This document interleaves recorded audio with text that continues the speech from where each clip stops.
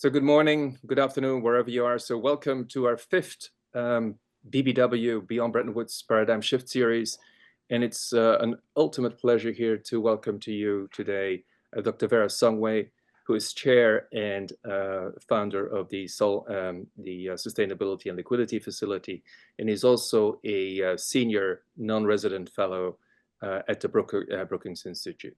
Dr. Vera Songwe will be moderated today by the one and only David McNair, so responsible for, or a senior executive or executive director for policy, global policy and strategy at the One Campaign. And so today they will be walking us through to our current predicament, talking about the emerging financial architecture review talks in view of a crumbling multilateralism. And so they will entertain us today about the topic, other different alternative options. So with that, David, please take it away. Thank you, Frank, and thanks everyone for joining us.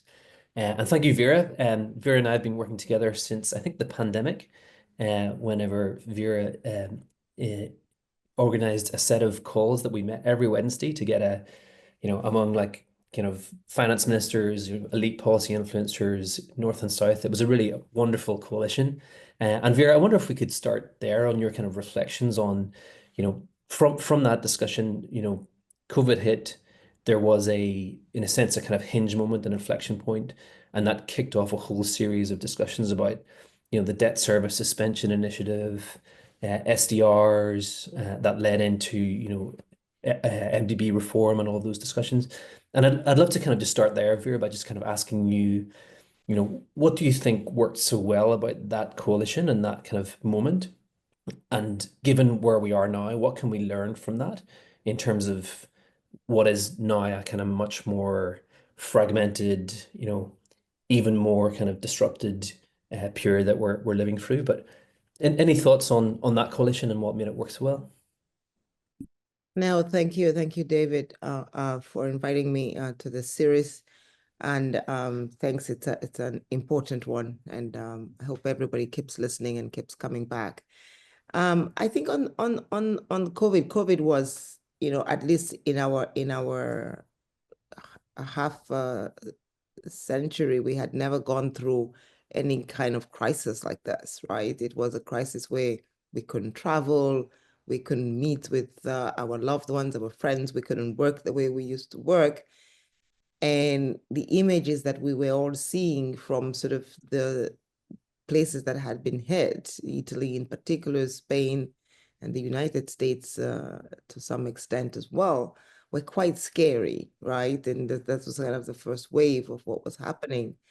And I think the sense of urgency was sort of clear.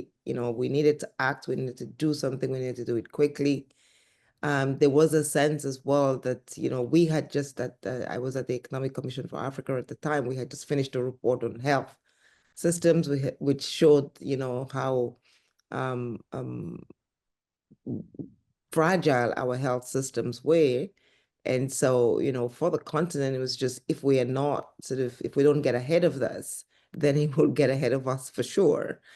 And so I think that everybody was looking for a solution normally, and this is the best of who we are. When there is a crisis, people come together. People are all looking for solutions. I think in our day-to-day lives, we're looking for solutions, but we kind of have time. With COVID, we didn't have time. We had sort of 6 months before it hits, or 3 months before it hits Africa. Nobody knew when the first cases were going to come and how quickly they were going to spread. South Africa then happened. So I think what really worked was just the ability to sort of pull on, existing relationships help. We are all sort of going through life building relationships quietly, and even sometimes not realizing that you're building them, but you are. And when that kind of an event happens, it's a time when you reach out to all those networks and coalitions and I think pull them together into one sort of big, massive decision-making space, but an action space as well. I think people wanted to do something. People didn't just want to talk about it. They were willing to do something. And I think maybe what we were providing was a platform for agreeing on how you divvy up the doing. And so people felt not just talking, but involved in a solution. So I think what really worked was, one, building the networks, pulling them together, good analytics in the background, but also the ability to talk to policymakers who had access to sort of the ability to change, to do, to act. And so, we could actually achieve impact after speaking and with, clear policy analysis. That combination, I think, was what worked. And I think one of the things that struck me was the level of trust in this diverse coalition that you pulled together, but also I think the kind of the willingness to speak with one voice, to say, okay, well, here are, I mean, you assembled I think it was a kind of 100 billion, recovery plan. And that then kind of led to, the G20 conversations about the debt service suspension initiative, the SDRs and the 100 billion commitment there. Do you think that this is a moment where that kind of coordination among either African countries or other coalitions of countries could come together to say, okay, the system's fragmented, but we're agreeing that we need this, and that kind of clarion call will become a kind of unstoppable or ignorable force? Do you think that that's possible at this moment that we're in? I think it is. I think it is. I think it is. It is possible, and it is important, because it is true that there is a conversation around sort of doing individual negotiations, but at the end of the day, the collective is really what delivers for the emerging and developing world, and for Africa in particular.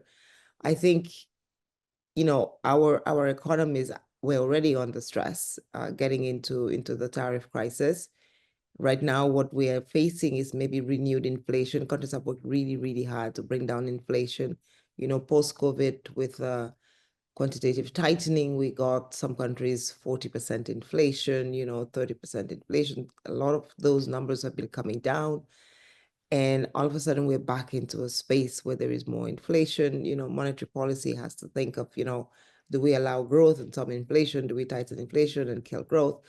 And so it's not clear where you go. But if, as a collective, the countries could come together, and we already have a foundation around which, we being Africa, have a foundation around which, there can be some coalitions, which is the African Continental Free Trade Area Agreement. But even, Botswana is one of the countries that is struggling and suffering today. I think there is already a sort of coalition of sort of diamond producing and processing and transforming countries, which include both middle income, low income, and high income countries, beginning to say, what can we do together? How can we sort of make this work amongst ourselves? And I think these kinds of coalitions are going to become quite important to see how we get out of the current, because I think speaking alone or trying to sort of have the conversation alone is not going to work. I think in the case of Botswana, for example, you need to sort of talk to the whole supply chain, right? It's not just Botswana, but it is, Belgium, it's India, and it's the whole sort of processing chain that is being affected and being tariffed differently. And so a coalition like that needs to form that then says, maybe we do things differently. So I think first there is sort of the coalition of African ministers, central bank governors, because this is also a reserve issue. It's an inflation issue. It's a monetary policy issue. But it is also a debt and fiscal space issue, as, exports would most likely drop, imports will become more expensive, and so countries will have to spend a little bit more. So in a sense, what you've talked about is having the kind of analytics, the ideas, the high trust, and the need for that kind of coalition. If that coalition is to exist now, what would you say should be the kind of top priority policy ideas that are the kind of core asks? And within that, I have this sense that there's a kind of growing mistrust of, the G20 and multilateral processes, obviously. But there's I think a segmentation that is needed between the things that countries and regions can do themselves and the things where there are international rules that need changed. Do you have a sense in those two categories what the policy ideas and priorities should be? I don't know if there's a growing mistrust. I think maybe there's more a disappointment, or a deepening in disappointment. I think my sense is the first thing that one needs to do is to say, how is this going to affect us? We need to understand exactly how it's going to affect us. I think during COVID, it's a little bit what we did. We did a lot of work on sort of what are the implications of COVID on the continent. And then immediately you can segment them into what is needed, what is not needed, and how you do it. The first thing that I think, at least for Africa, we need to start asking is, can we trade amongst ourselves more? Today on the continent, intra-Africa trade is somewhere in the order of 18 to 20%. And I haven't seen the latest numbers, so maybe it's gone up somewhat.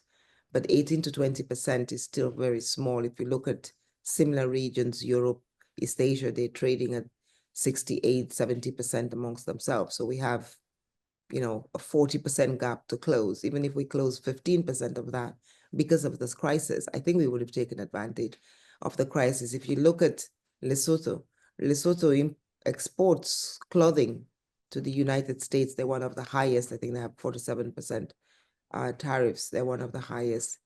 200 to $400 million worth of clothing is exported to the United States. I think Kenya imports over $1 billion worth of clothing from the United States. Of course, used clothing, which already is a problem because from the environmental perspective, Kenya then needs to spend, 200 to 300 million trying to recycle, destroy and waste manage those, used clothes.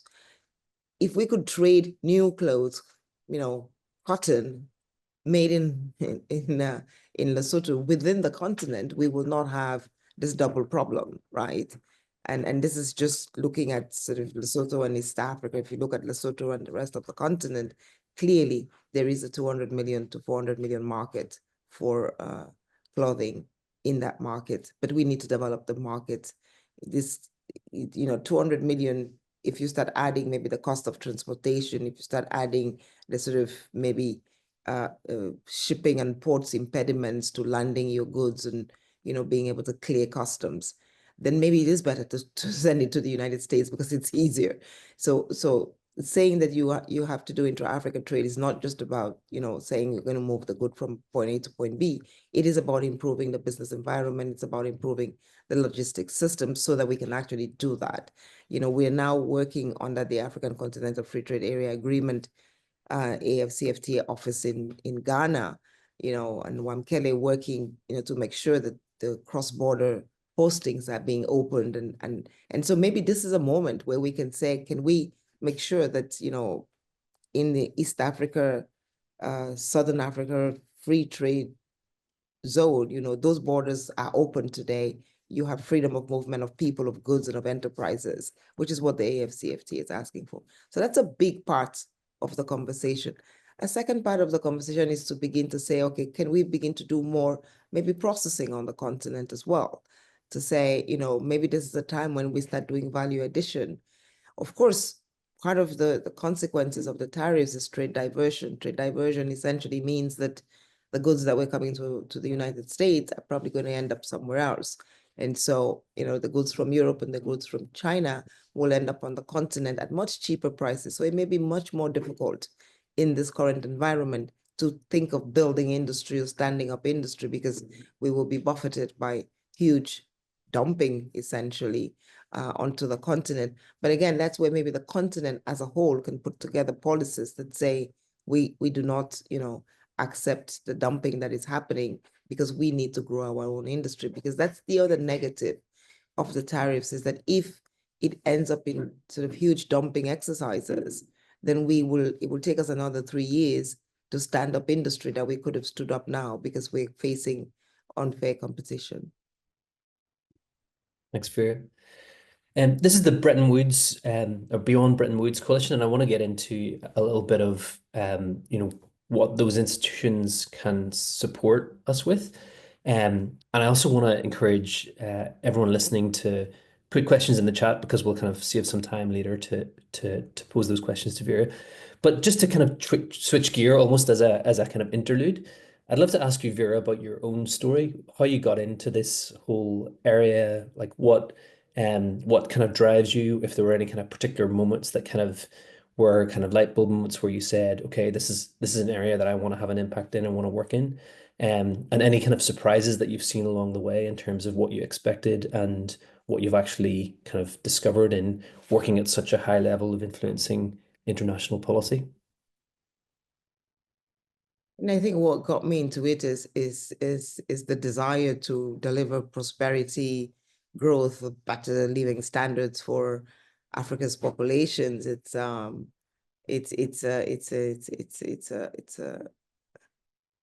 a wish that, you know, we are no longer the population that keeps asking others to help us. It's a clarity of understanding that we can do it ourselves if we just got our own systems to work. I think a lot of the conversation is also about, you know, internal change within the continent. I think that the continent does have 80% of the solutions inside of it. And I've seen that happen. I've seen that happen from a very young age. So I know that, you know, if you put the right people together in the right rooms, things can actually happen. And so that's I think the wish and the ambition that I have is to see whether we can do some of those things. So I grew up in a space where there was a lot of that happening, and I thought I could maybe also contribute to it and give back. Wonderful. And in a sense, you've brought that kind of like that spirit to the work that you do, as well as the kind of intellectual and thought leadership around the ideas that need to be implemented. And I think my observation has been you absolutely need both, because there's no shortage of good ideas, but the trust and the networks to actually get those implemented is critical. So maybe we can pivot a little bit, and we'll check the questions in a second, but maybe we can pivot a little bit to the whole kind of debate around Bretton Woods at 80 and Bretton Woods reform, and, you know, where does the IMF go? We've just come out of the spring meetings, and I think it's fair to say that there was a lot of kind of relief at Secretary Besant's speech in terms of not being more negative with World Bank and the IMF, and, you know, not being more disruptive. But in a sense, that has been a very kind of, among the coalitions that we're part of, it's been a very kind of like defensive mode, whenever the past few years have been very much these institutions can lead. You know, the IMF stepped up massively during COVID. The whole reform agenda led by Ajay Banga was about, you know, prosperity and a livable planet. Given the politics of where we are now, where do you see the opportunities for kind of reforming those institutions and making them more impactful for people who are, you know, living in situations that need more growth and more prosperity? I think two things.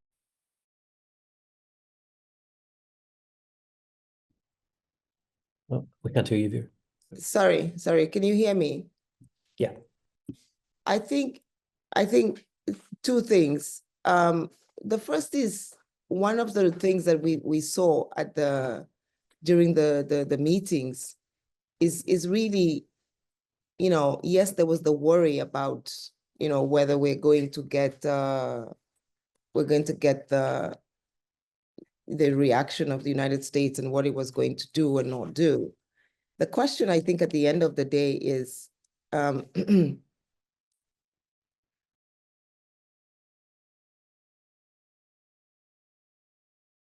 No, we can't hear you again.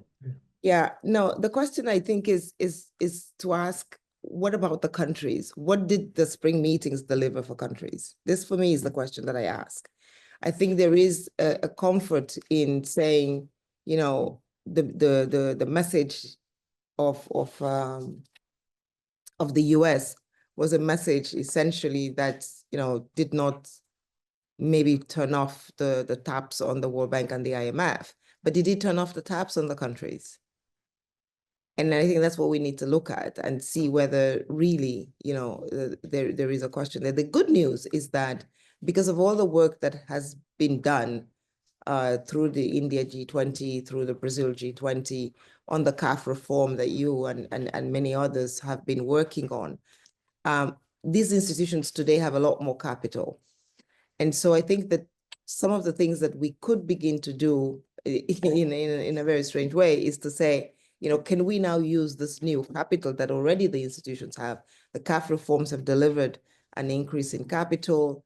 The IMF is now very well capitalized. Can we begin to do things that do not need shareholder approval? And I think still hold these institutions to task at saying, what are you delivering for the countries? Can we move, for example, as you know, we just issued a report on healthy debt for a healthy planet, which is on the IMF's DSA, and how to do DSAs differently, including nature and climate, to ensure that the kinds of fiscal space that countries have as they plan forward is there for growth. I think one of the big things that the IMF said at these meetings is that we're going into a low growth, high inflation, potentially high inflation scenario, high debt scenario. So are these institutions ready to begin to help those countries before we hit the wall on the scenarios? I think that's really, for me, the question that we need to ask. And yes, in the speech of the Treasury, there was the conversation on energy. For Africa, we need energy, we want gas. And so I think the idea that, finally we can talk about gas again as a transition, as a just transition energy. I think that was important because I think, you talked about trust, mistrust, and disappointment. One of the big areas of disappointment before was that the West, Europe in particular, but everybody was still, using gas as a source of energy in the name of energy security. But a lot of these institutions were asked not to fund gas for the continent, which we found as hypocritical. And so I think that the fact that now, we have a new administration that says, yes, gas is okay, I think is an important part of, beginning to find that growth on the continent. They also talked about the 300M initiative, which is the renewable energy initiative of the African Development Bank and the World Bank and the Rockefeller Foundation. So in some sense, it is an administration that is, I think, keeping the line on, let's go towards renewables, but let's also do a little bit more on the just transition. I'm not talking about the fossil fuel side, because I don't think on the continent now there is a lot of that still happening. Thanks, Vera. And what about one of the things that we worked on together a lot was SDR, special drawing rights, which was both the general allocation of 650 billion, I think in 2021, and then the recycling of those to countries was a real kind of support, both in shoring up currencies and reserves, but also creating space for spending. Do you see that as an instrument that is should still be used, and if so, what should the next steps be? So I am against the word recycling, just because I think that words matter. And recycling, in some sense, is kind of a word that appears, it doesn't say, I think we should call it on-lending, because essentially what we're doing is those resources are being on-lend to developing countries. So it's another form of borrowing. The reason why we like the SDRs a lot was because the SDRs, even if we borrowed them, we're going to be at much cheaper rates. Of course, now with the whole inflation pressures and all, the SDRs are not as attractive as they used to be, but they're still attractive, which is why personally, I think we should go for new issuance of SDRs, especially also because the on-lending process has been a 4-year process, which again, another part of disappointment or lack of trust area, which has not really happened per se. And so I think that it will be a lot more, and just to give you some numbers, the developed low and middle income countries have used up, and this is work by the Center for Global Development, have used up almost maybe 80–90% of their SDRs, which means that they needed it. They have monetized it, and I have been able to use it to show up either their reserves and current account balances or even their fiscal, whereas the developed countries have barely touched 20% of the SDRs, which means they don't really need it. Yes, it's sitting there as a reserve asset.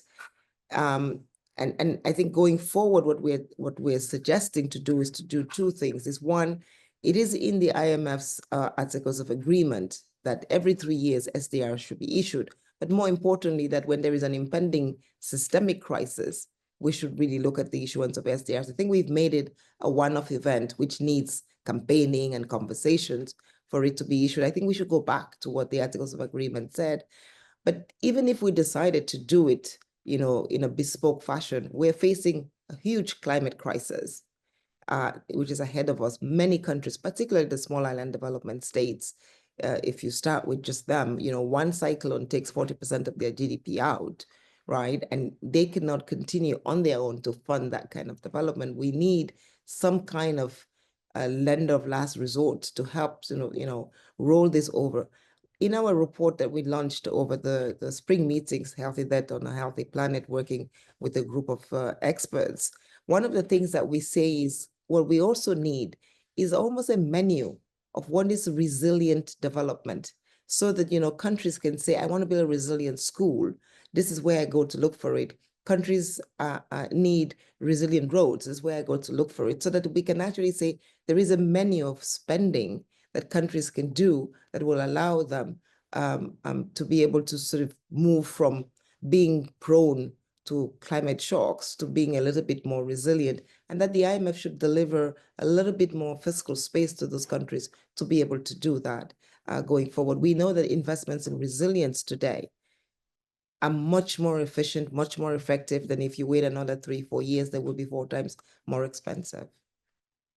And so I think, on the SDR part, we should go for issuance of new SDRs, but we should also go for looking at how we can include nature and climate into our debt sustainability analysis, and begin to ask countries when they do their budgets to make sure that they're budgeting for resilient expenditures, because that's the only way that we grow sustainably into the future.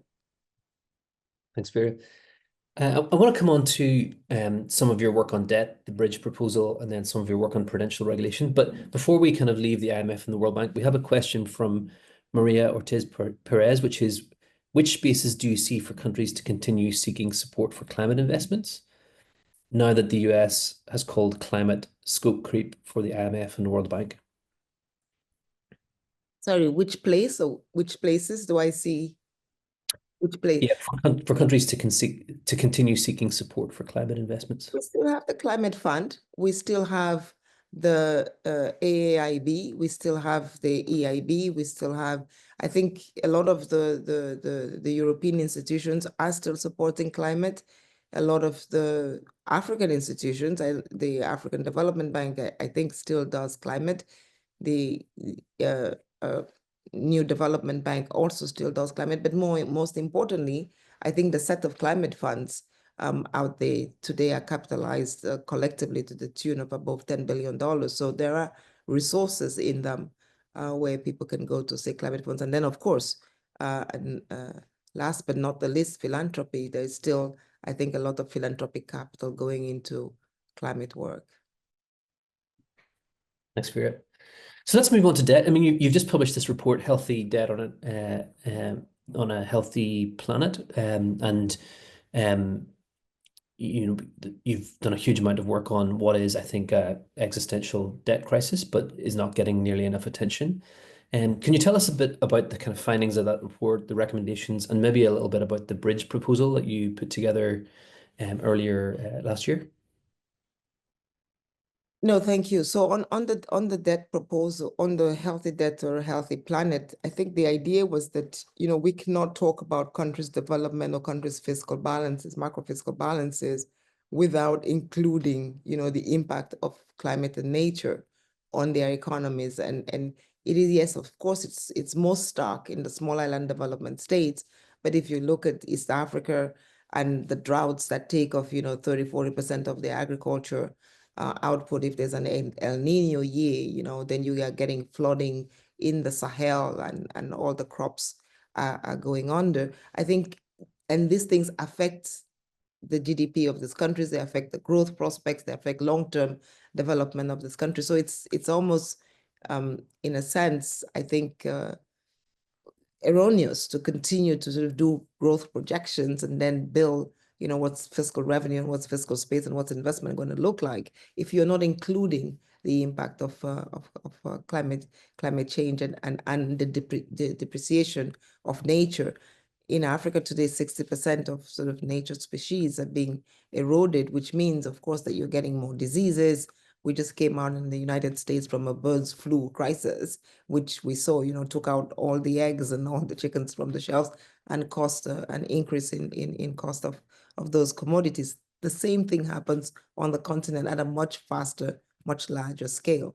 That's what we're trying to talk about. And we're saying we must include that in our macroeconomic analysis. So the first part of the report is to build a model where we are encouraging, we are lucky because this year is the review within the IMF of the debt sustainability framework.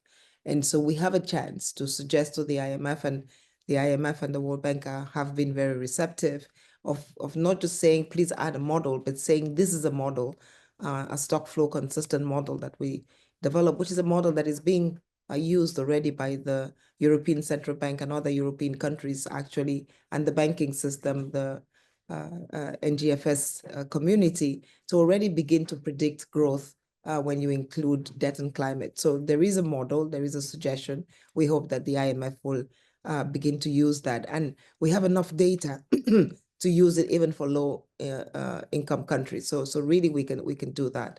The second thing that we talk about is really then saying for countries that are in debt distress, can we try to find ways of restructuring that debt? Can we work on ways of restructuring that debt, which allow for a a green debt restructuring? So essentially saying that the proceeds from the debt restructuring will go into, more expenditures on resilience so that countries can build up their capacity. We also have of course, we continue to endorse reports that we've all worked on, the MDB reforms from the G20, but also the Brazilian reforms around the question on green climate funds and how they could do better. We want them to disperse faster. We want them to do more adaptation and less mitigation. So we endorse a lot of those old reports, but we also suggest that new resources should be provided to the MDBs, because the MDBs are important and will continue to be important for the provision of long-term low-cost capital, also to leverage the private sector with. But in the event that we cannot get increases in capital to those institutions, then we are also suggesting new areas, sort of, doing, adding new capital on a voluntary basis, almost a hybrid capital structure, where we can create new facilities that will be able to leverage additional resources. It's an F2,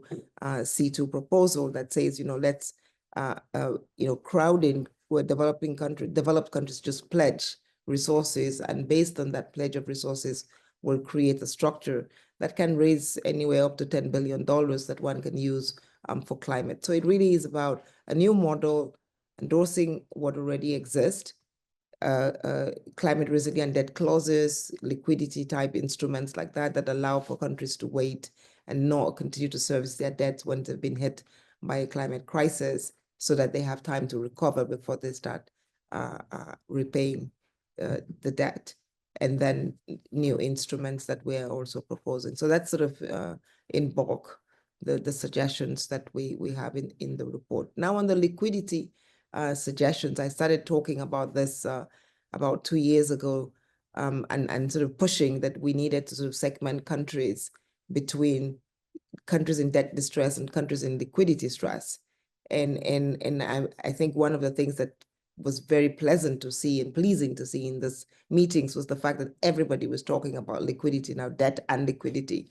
And I was and this is the importance of good analytics. I think if you do good analytics, everybody may not accept it on day one, but I think if the analysis is solid and sound, then, over time, people begin to think there is a point there. And the idea was not all countries are in debt distress. Some countries are in liquidity stress.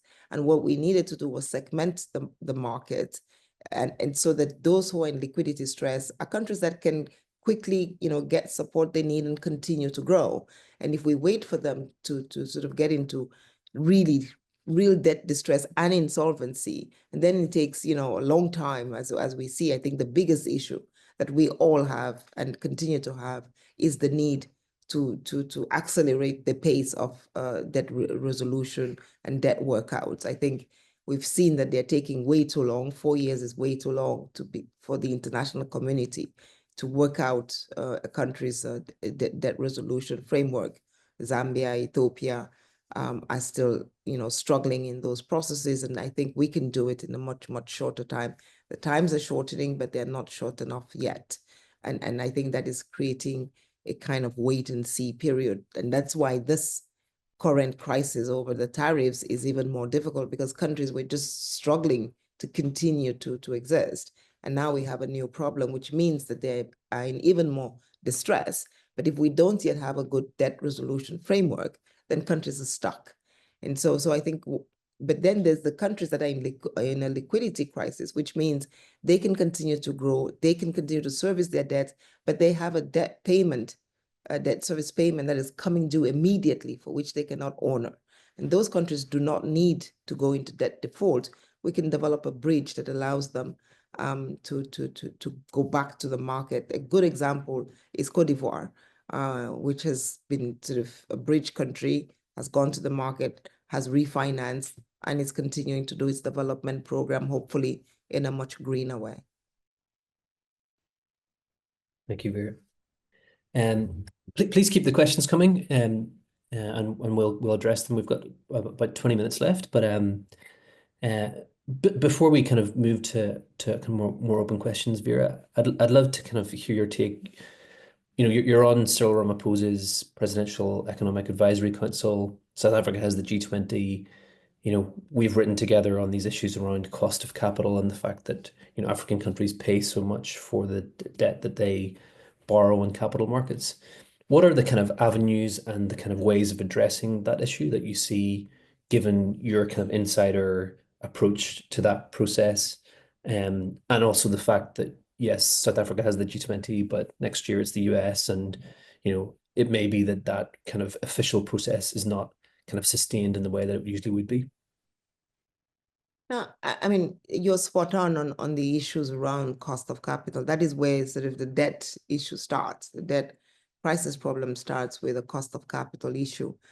For a long time, we started together again around COVID, talking with the rating agencies, trying to understand a little bit the rating methodology, realizing that there were issues sometimes with the data that was being used, calling for more transparency. Many of the rating agencies are now sort of opening up their data and or working, with us to sort of see how, to improve a little bit on the methodology of sort of doing the ratings. And then the other thing that we see, of course, is that even after the rating agencies have, put out a rating, there is still quite a huge spread between countries, even in the same ratings category. So you have, let's say, there are 8 African countries in the BB having a BB rating on their S&P, but the 8 are, go to market anywhere from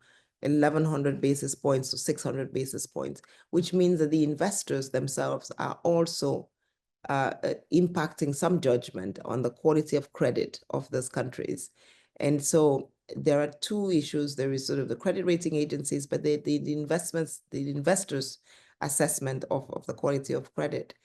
And what we see is a lot of that is based also on the strength of the debt management offices, on the understanding by investors of the policy credibility of those countries above what the credit rating agencies have done. And so building strong, solid credit rating agencies is a very important part of the whole conversation. Today on the continent, we have credit rating debt management offices like Benin, like Cote d'Ivoire, that are very, very good. And so consistently, we see that these countries are doing substantially, significantly better than their peers, even in the same ratings category. And so there clearly is something else. I think that there is a drive towards, saying, maybe an African ratings agency. I think that the African ratings agency, if we are not careful, may be a quick excuse or sort of, which does not really address the issue, because it's not the rating agencies that provide financing to our countries, it's the investors. And until we are able to, the investors are not asking for an African ratings agency. The investors are asking for better debt management offices, better management of our fiscal budgets.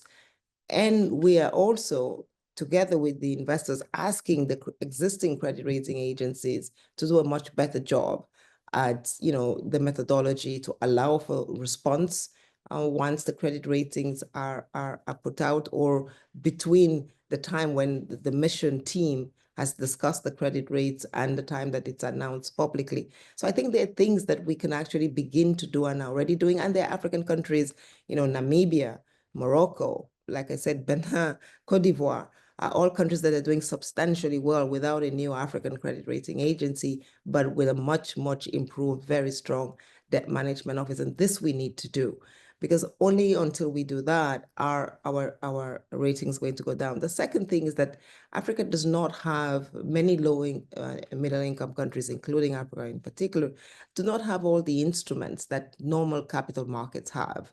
And so our capital markets are not deep enough. Our paper, our secondary markets are almost non-existent. A lot of some of the cost of credit on the continent is that people are pricing in the illiquidity of our paper. And so again, what we need to do, which is something that I'm spending a lot of my time trying to do, is to make Africa's capital markets a lot more liquid, providing, things like, much more seamless repo market transactions where people can trade the paper. Again, our paper doesn't trade enough. Many of the African countries don't go to market every year. Some go once every 3 years. So it's very difficult to establish price points on that paper. And so if we can create secondary markets, then those papers will continue to trade, even if the sovereign, the underlying sovereign, is not going to the market as often. We can keep trading the paper in the market, so you continue to have a more realistic, more visible yield curve, which is going to be low. And you can then, if you trade that paper more often, you crowd in more buyers to that paper. If you crowd in more buyers to the paper, the cost of the paper goes down. And so we essentially address the cost of capital. So there are a couple of buckets, I think, of development that we need to do. One with the rating agencies, one with the investors, one with the countries themselves, and one in developing sort of new instruments that will help. And I think if you can bring that gamut of instruments together, we will begin to see a drop in the cost of credit for the continent. Thanks, Vera. What I love about what you've just described is that these issues that on the surface seem so intractable actually have very practical solutions if they're just implemented. And if we can get to a kind of point where there are very specific practical steps and roadmaps that countries, that think tanks, that other actors in the multilateral space can take, that actually we can make a lot of progress without these kind of big geopolitical agreements that are often seen as the kind of the success measure of these things. We're kind of like coming towards the kind of latter section of our discussion. Vera, but I'd love to ask you about the LSF, the Liquidity Sustainability Facility. What is it? What impact will it have, and how's it going?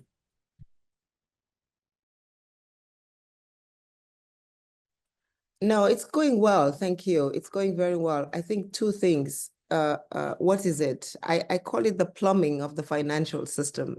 I give the example that many African countries went to markets, and if you remember, up until 2000s, we only had about 2 or 3 countries that had actually begun to go to markets. But because, interest rates went very low or almost zero post 2000, 2002, many African countries, the market was open, the cost of borrowing was quite low. And so we had almost at the high point, at the peak of it, I think 23 African countries were accessing the financial markets.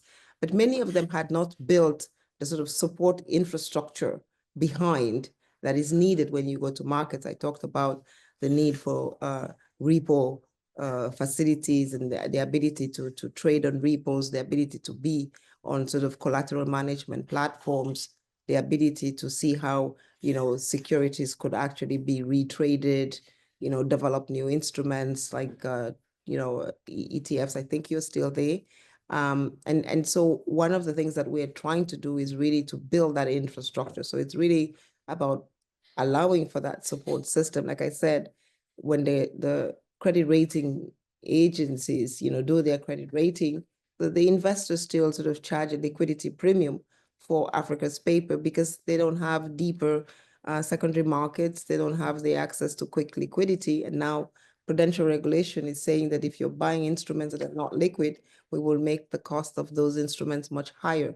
So the LSF is really trying to sort of address some of these issues, is to say, okay, fine, we're going to provide liquidity instruments for liquidity. We're going to provide instruments to deepen our secondary markets on the continent and make sure. Just recently, for example, we were able to, create a platform that will allow, trading of African securities very seamlessly between sort of the top 2 traders in the United States and the top 2 traders in Europe. It's the first time it has ever happened. We're going to put out this announcement later. But then that just means that, rather than doing bespoke agreements, which many of our countries are doing, you can almost do some of this trade seamlessly. So really we're an infrastructure, financial markets infrastructure company. We're building infrastructure for it, but a lot of sort of the strength of current capital market systems across the world is based on, liquid, harmonized, seamless infrastructure behind the borders. We're going to need regulation. We're very happy that, we have an Egyptian as head of the IOSCO system. So, we can hopefully begin to socialize some of these policies, because one of the other things that's quite important, and we're working with regulation on this, is to make sure that regulation to strengthen capital markets globally does not penalize, low and middle income countries that are still trying to develop their capital markets. And so stringent regulations, or maybe regulations that we cannot necessarily meet immediately, like where you list and where you have to list your securities if you need to sell them. The cost of listing sometimes is prohibitive for the continent. So we're working on those kinds of sort of again, infrastructure issues for markets. That's and I think we're doing well so far. Wonderful. I mean, one of the things that kind of strikes me about this whole conversation as we kind of bring it to a close is, the work that you did with Nick Stern a few years ago, the Songwe Stern Commission, that laid out, the scale of the need for the energy transition and for sustainable development in the trillions. And actually, a lot of what will get us there is not the volatile politics that we see in the news every day, but these very, very practical ideas and steps that you're kind of putting out into the ecosystem, building kind of trust and coalitions around. And that's the kind of practical work that needs to be done, which isn't necessarily exciting or glamorous, except for maybe policy wonks like us that are kind of really into it. But actually, this is what will actually make a difference. So thank you so much, Vera, for taking the time for explaining all these issues and for all the brilliant work that you do day in, day out. You're one of the kind of inspirations for me and kind of keeping going on this agenda. And your thought leadership is really wonderful. So thank you. No, thank you. We build on each other. We build on each other. I always cite the work that you did on the cost of capital and the billions that will be saved with 1% increases or decreases in interest rates in the United States. So again, if we go back to the first question, it really is about a coalition. We cannot do this alone, right? It's I think one of the evidence, going back to your first question almost, is, if there's enough of us talking about it, it gets attention and people begin to, and that's what, South Africa is doing, is has taken a lot of those conversations that we've been having, for the last 2-3 years and put them, cost of capital, growth. We don't talk about growth, but South Africa is, I think, the death conversation has been so loud and so important, remains quite important. But what we all most of the time forget to say is that if you can grow out of debt, if you finally succeed in growing, then the debt problem becomes a smaller. And so I think one of the important things that South Africa is doing, and we did a report with Mariana Mazzucato, is really saying, let's go back to growth. Today we talk about tariffs, but 2 years ago we were talking about industrial policy. And is industrial policy right or not, and how do you shape it to be able to redeliver growth? And I think that That's again what South Africa is trying to do, is to say, yes, let's talk about debt, but let's talk about cost of capital, let's talk about growth, because we need to invest and we need to grow. And in the reports that we did with Nick, again, it's about investment. It's about, can we make green investments so that we can grow? And if collectively we can all, shift the discussions or include in the debt discussions the need for growth, we may be able to get to this point much faster. And the work that the One campaign is doing on this sort of space of now saying, let's talk about growth, and it is quite important. So I think we build off each other. So thank you so much. Thank you, Vera. Frank, we'll hand back to you, but thank you, Frank, as well, and for the team, Rohan and Lomas, for putting this together. And hopefully everyone has learned something from it. Please keep in touch. You can find us on LinkedIn, Twitter, etc. And Frank, over to you. Yes, thank you both. So thank you, Vera, and right, sorry. Yes, wow. Thank you, Vera and David, for a very illuminating conversation. So I had 5 takeaways from our conversation. And, foremost, I was impressed with, you stressing the liquidity aspect of African debt. And I was also mostly impressed about, the pathway of repo facilities so that you can establish a more tangible and visible, yield curve. I think this is really essential in your effort to bring down cost of capital. Secondly, also, I think your call, for better debt management is essential. I think, this is another really important lever towards, reducing cost of capital. Thirdly, the importance of bringing back or inserting nature. And maybe if we can extend that question, the establishing at the sovereign level a natural capital balance sheet that could potentially be used as a collateral basis, for debt purposes, and again reducing cost of capital. Fourthly, there's also the element of SDRs.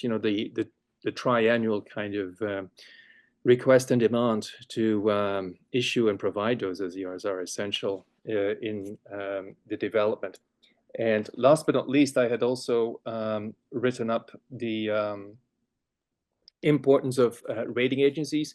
And I think, there's an element, if we can come up with this natural capital balance sheet, I think maybe is asking a conversation waiting with rating agencies to include this really essential element for avoiding systemic risk, right? When we're talking elements of balancing of the Earth systems. And also, to what extent are policies being undertaken to address inequality, because that's also an element, to make sure that people on the African continent can thrive and, seek development.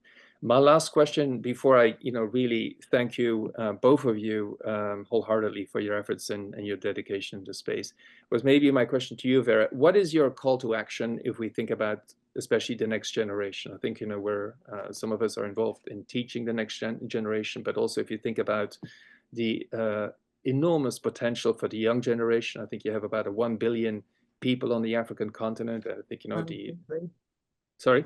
I said 1.3. 1.3, sorry, apologize, thank you. And, there's a huge, the majority are under the age of 25. So what's your call to action towards the next generation? Look, we are living in an incredible era. AI is reducing distances, allowing for possibilities that we never dreamt about. And I think the call to action today is 2 things, is that really, really, if we could allow access, affordable, accessible access for all our generation or all of that generation to have sort of access to STEM education in a way that we have never had. It's an army of STEM and because some of the reasons why we are where we are today is because we have forgotten about our history, our cultures, and I think that the education that is needed for the next generation, we need to start laying the groundwork for it today. The education that is needed to grow the continent, one needs to start laying the groundwork for it today. So the call to action will be can we use technology? Can we use technology to broaden, deepen, widen the scope of educational capacities on the continent so that, you know, this next generation no longer needs to depend on aid, but will depend on innovation, investment, trade, and markets to see a prosperous Africa. I think that really is what we need to do. And in the interim, we need to add value to our goods. Thank you so much. Thank you for your wise words, Vera. And again, thank you, David, for moderating. So we'll be following up with another session next month. So please stay tuned, and invite you to follow us, you know, on LinkedIn and on the chat groups. Thank you so much. Wishing you all a good day. Bye-bye. Thank you. Thank you. Bye-bye. Bye.